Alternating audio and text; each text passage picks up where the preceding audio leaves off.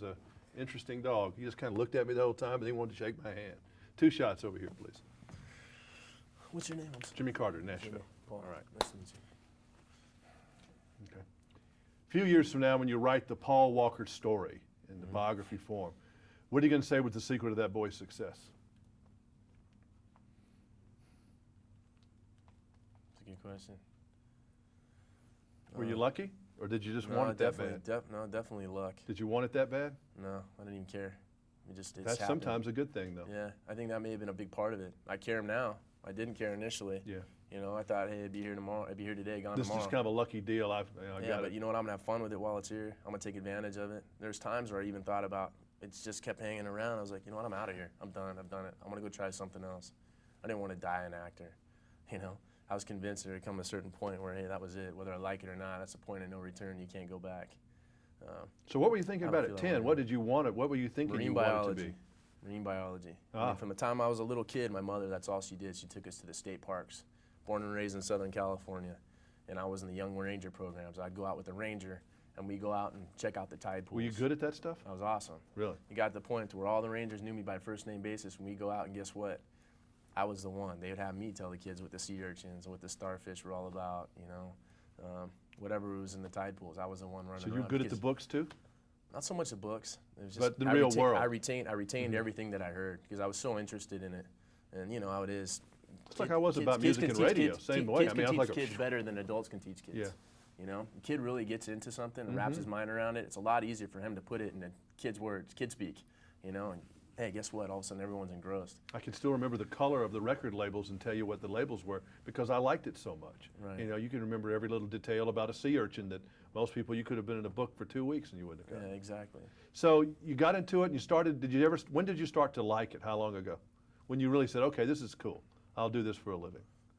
Swing progressive, but I think it was probably about, I think it was about 2.5 years ago, not even 3 years ago, where I finally realized I was like, oh man, I think I like it. I think I really like it, and it scared me because before, you know, things have been going so well, and I didn't even think I did. So when you do an interview like with Eastwood, because Yeah. he interviewed, I mean, he's a picky guy about who he works with, and I was impressed. You know, he said, hey, that's cool that you got to work with him. So you Right. had to want to be serious about it then. Right. Well, the whole deal with that was, you know, they weren't handing out the roles. It wasn't like they were offering me anything, and the role I really liked wasn't one of the bigger roles. And so I went in and I read for it, and apparently he liked it, but they thought that, you know, in offering me the job, I was going to expect a lot of money and that sort of thing. And I said no, and they still didn't believe it. And I called up the casting director and I said, look, what is it going to take for me to convince you that I really want to do this? I'll come in and scrub your floors in front of you if you want. She goes, oh, you really want to do it? I'm like, yeah, that's what I've been saying. And so, yeah, then I got the role finally. But it took a lot. People just assume because, you know, you've been getting paid a lot or making big movies or whatever it is, that you won't do other things. But, man, that was something that really resonated, rang true to me. And my family, man, my grandfathers on both sides, you know, both fought in World War II. My grandfather on my mom's side was also went Korean War. Grandfather on my dad's side was a World War II survivor. A Pearl Harbor survivor. He was bombed in Pearl Harbor. My uncle was too. Really? My Uncle John was at with the field, it escapes me right now, but the name of the airfield, Hickam Field. Oh, right, That's where he was when they died. My dad was in the Philippines. There's a huge Japan. memorial there at Hickam Field now, too. But So, I mean, it's a fascinating way, you know, I think that's a cool thing. It inspires a lot of people because a lot of people just want to be actors. That's nothing wrong with that.